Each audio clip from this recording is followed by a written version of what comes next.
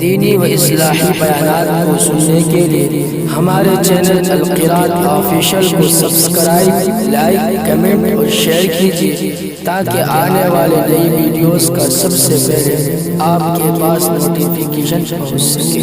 خدا حافظ۔ ایک بیوی تھی، ایک صحابی تھے، مزدوری کرتے تھے، غریب آدمی تھے۔ صبح کو نکلے، دن بھر مزدوری کا کام تلاش کیا، کوئی کام نہیں ملا، شام کو خالی ہاتھ گھر واپس آ گئے۔ گھر میں کچھ کھانے کو تھا نہیں، دونوں میاں بیوی بھوکے سو گئے۔ کہنا بہت آسان ہے، اللہ نہ کرے ہم پر کبھی فاقہ پڑے۔ فاقہ آدمی کو چائے نہیں ملتی تو دماغ خراب ہو جاتا، کچھ نہیں تھا، پانی کے سوا کچھ تھا ہی نہیں، ایک پیالی دودھ نہیں تھا، بھوکے سو گئے۔ صبح کو پھر نکلے، پھر بیوی نے دروازے تک آ کے سلام کر کے رخصت کیا۔ پھر بیچاروں نے دن بھر کام تلاش کیا، پھر شام کو خالی ہاتھ واپس آ گئے، پھر کچھ نہیں ملا۔ پھر دونوں میاں بیوی دوسری رات بھوکے سو گئے، 2 راتیں اور 2 دن۔ اب تیسرے دن صبح کو پھر بیوی نے دروازے پر رخصت کیا، وہی سنت کے مطابق مسکراتے ہوئے سلام کر کے اب وہ شوہر نکلے۔ لیکن جب چند قدم شوہر چل کے باہر گئے تو بیوی کو کچھ یاد آیا، انہوں نے واپس بلایا، کہا ذرا 1 منٹ میری بات سنیے، ایک بات بھول گئی تھی کہنا۔ وہ واپس آئے۔ اب جب یہ واپس آئے تو اس بیوی نے کیا کہا اپنے شوہر سے؟ اپنی بیوی نے شوہر سے یہ کہا کہ میں آپ سے یہ کہنا بھول گئی تھی، اس لیے آپ کو بات بلایا کہ 2 راتیں 2 دن تو بچ گئی، دونوں فاقے سے ہیں۔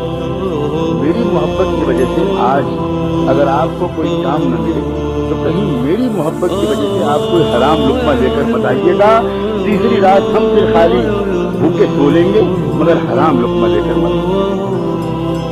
مجھے بتاؤ، یہاں تھوڑے سے مرد بیٹھے، اس مرد کو ایسی باہمت اور وفا شعار اور ساتھ دینے والی ایسی بیوی مل جائے گی، وہ مرد دنیا کا بادشاہ اپنے کو محسوس کرے گا کہ نہیں کرے گا؟ وہ پہاڑوں سے ٹکرا جائے گا صرف اسی ایک وفادار عورت کی محبت کے سہارے۔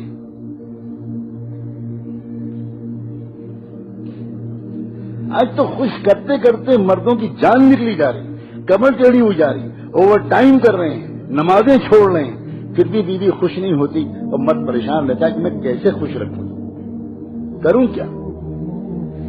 گھر کے اندر کے سکون کا سرچشمہ وہ عورتیں ہوا کرتی تھی جو یہ کہتی تھی کہ آپ کی صحت مجھے عزیز ہے، آپ زیادہ محنت مت کیجیے، میں چٹائی پر سو لوں گی، پنکھا جھل جھل کے اپنی گرمی کو برداشت کر لوں گی، مگر خدا کے لیے اپنی صحت مت خراب کیجیے۔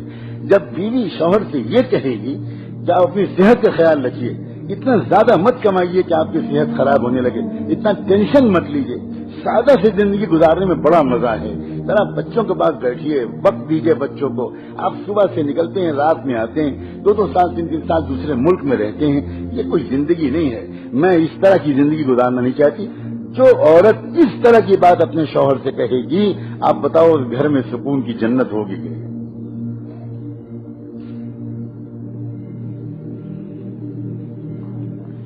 ایک صحابی اللہ کے راستے کے سفر سے واپس آتے ہیں کئی مہینے کے بعد۔ اب آدمی اپنے گھر واپس آتا ہے، تمنائیں لے کر آتا ہے، ارمان لے کر آتا ہے، خواہشات لے کر آتا ہے، نئے طرح طرح کے خوبصورت خیالات اس کے دل میں ہوتے ہیں۔ اب وہ آیا گھر میں، بیوی نے خوب اچھا استقبال کیا، خوشیوں کے سارے سامان فراہم کیے، بہت اچھی رات گزری، بہت پیار بھری رات گزری۔ ایک بچہ تھا، شوہر دیکھ رہا ہے کہ بچہ کہیں نظر نہیں آ رہا، تو تھوڑی دیر کے بعد وہ پوچھتا ہے بیوی سے کہ بیٹا کہاں ہے؟ تو بیوی کہتی ہے کہ وہ بہت آرام سے، بہت سکون سے، مطمئن، کچھ نہیں بتاتی، بھنک نہیں لگنے دیتی۔ جب رات پوری گزر جاتی ہے پیار بھری، صبح کو بیوی اپنے شوہر سے ایک بات پوچھتی ہے، ایک مسئلہ بتائیے، آپ کے پاس کوئی امانت کسی نے رکھائی ہو اور وہ امانت واپس مانگے تو آپ بتائیے کیا کرنا چاہیے؟ تو وہ کہنے لگی کہ کوئی مسئلہ پوچھنے کا ہے، امانت تو ہوتی ہے اس لیے کہ واپس کرنی چاہیے، فوراً واپس کرنا چاہیے، اور واپس مانگنے پر کوئی برا نہیں ماننا چاہیے۔ تو کہنے لگی بس یہی قصہ ہے، اللہ نے مجھ کو اور آپ کو جو بیٹا دیا تھا امانت کے طور پر، وہ آپ سفر پر تھے، اس کا انتقال ہو گیا، اللہ نے وہ امانت واپس لے لی۔ میں رات آپ کو بتا دیتی میرے سرتاج تو آپ کی رات خوشیوں بھری نہ گزرتی۔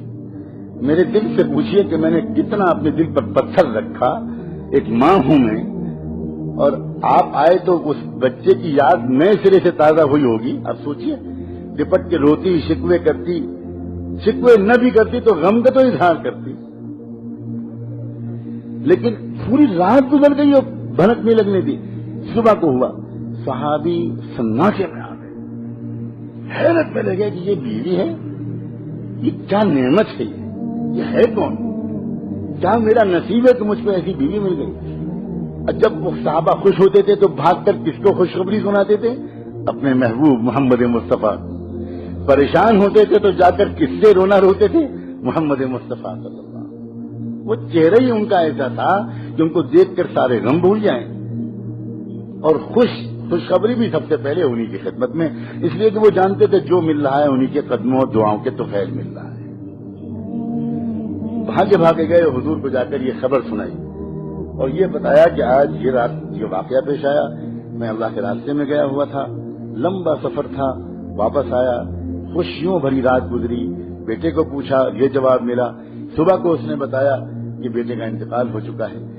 اللہ کے رسول صلی اللہ علیہ وآلہ وسلم تھوڑی دیر عجیب کیفیت میں آئے اور اس کے بعد کہنے لگے، جنت میں تم دونوں کو اپنے ساتھ ٹہلتا ہوا میں اللہ کے یہاں دیکھ رہا ہوں، جا کر بیوی کو خوشخبری سناؤ، جا کر بیوی کو خوشخبری سناؤ، میرے ساتھ والی جنت نصیب کر دینے کا اللہ نے آج فیصلہ کر دیا، اور اس سے بہتر خوش نصیب بیٹا تم کو ملے گا، اور نسلوں میں تمہارے بیٹوں میں، تمہاری نسل میں، ہر نسل میں امت کا بہت بڑا عالم پیدا ہوگا، ایک بیوی کے وفا اور اخلاق اور صبر کے نتیجے میں۔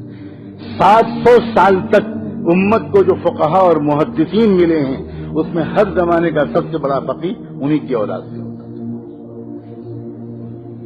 یہ ہے برکت، ایک عورت اتنی برکت والی ثابت ہو سکتی ہے۔